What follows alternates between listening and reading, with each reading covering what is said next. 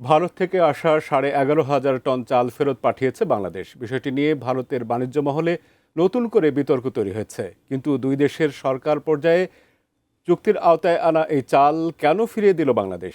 এ নিয়ে কি বলছেন ভারতের ব্যবসায়ীরা? বিস্তারিত জানাচ্ছেন আরিফ হাসান।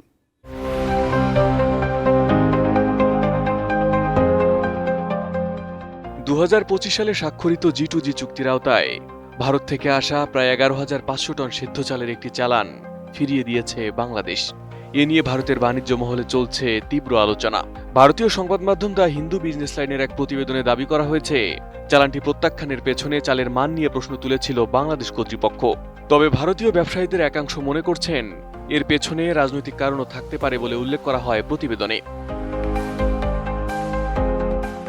প্রতিবেদন অনুযায়ী MVHT পায়োনিয়ার নামের জাহাজে করে আনা চালের চালানটি গত 21 জুলাই চট্টগ্রাম বন্দরে পৌঁছায়। 22 জুলাই নমুনা পরীক্ষার পর সংশ্লিষ্ট কর্তৃপক্ষ চালানটিকে মানবদেহের জন্য নিরাপদ বা খাওয়ার উপযোগী বলে সনদ দেয়।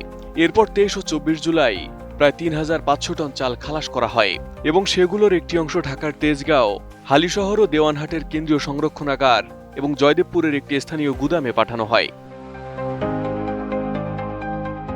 নতুন বাংলাদেশ গড়তে এলো জুলফিকার স্টিল। জুলফিকার স্টিল। তবে 25 জুলাই তেজগাঁও হালিশহরের কর্মকর্তারা জানান, চালের মান সন্তোষজনক নয় এবং এটি মানুষের খাওয়ার উপযোগী নয়। স্থানীয় পর্যায়ের আপত্তির বিষয়টি খাদ্য মন্ত্রণালয়ের সচিব ও খাদ্য অধিদপ্তরের মহাপরিচালককে জানানো হয়। এরপর আর বাকি চাল খালাসের অনুমতি দেওয়া হয়নি। ভারতীয় ব্যবসায়ীদের দাবি, অবশিষ্ট প্রায় 8,000 টন চাল ভারতে ফেরত পাঠানোর সিদ্ধান্ত নেওয়া হয়েছে। দ্য হিন্দু বিজনেস লাইনের প্রতিবেদনে নাম প্রকাশে অনিচ্ছুক কয়েকজন ভারতীয় ব্যবসায়ী দাবি করেন, বাংলাদেশের সাম্প্রতিক রাজনৈতিক পরিবর্তনের পর এই সিদ্ধান্তের পেছনে রাজনৈতিক প্রভাব থাকতে পারে। তাদের একজন বলেন, বহু বছর ধরে ভারত নিয়মিত বাংলাদেশে চাল রপ্তানি করছে। তার অভিযোগ, এবার চালের মানকে কেন্দ্র করে যে আপত্তি তোলা হয়েছে তা মূলত একটি রাজনৈতিক খেলা। আরেক ব্যবসায়ীর মতে, এল নিনোর সম্ভাব্য প্রভাবের মধ্যে এমন সিদ্ধান্ত ভবিষ্যতে বাংলাদেশের খাদ্য আমদানিতে প্রভাব ফেলতে পারে। অন্যদিকে আরেক ভারতীয় ব্যবসায়ী দাবি করেন, বিতর্কটির সঙ্গে বাংলাদেশের খাদ্য অধিদপ্তরের অভ্যন্তরীণ প্রভাব প্রতিপত্তির দ্বন্দ্ব জড়িত থাকতে পারে। তার ভাষ্য, শেখ হাসিনা সরকারের সময় যেসব প্রতিষ্ঠান একচেটিয়া প্রভাব বিস্তার করেছিল, তাদের বিরোধী পক্ষ এখন সেই নিয়ন্ত্রণ ভাঙার চেষ্টা করছে এবং ভারতীয় চালের চালানটি সেই দ্বন্দ্বের পরোক্ষ শিকার হয়েছে বলেও মনে করেন তিনি।